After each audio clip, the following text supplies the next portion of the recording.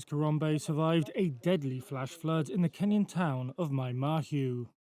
His wife and infant child didn't make it. The water came, and I felt as if something was falling. That's when the water swept us, with my wife and child.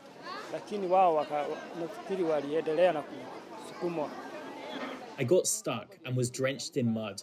I got up and started looking for my child. The baby had cried for a while, but I could not find them.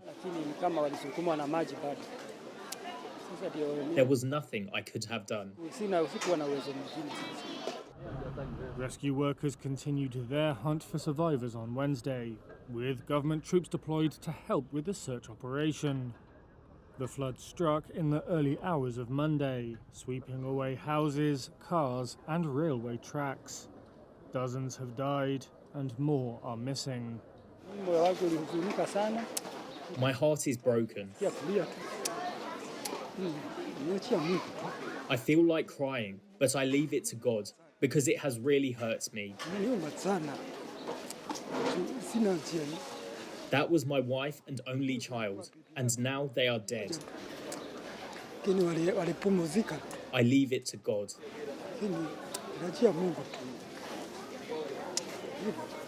The Kenya Red Cross and other aid groups are housing displaced residents in schools around the area.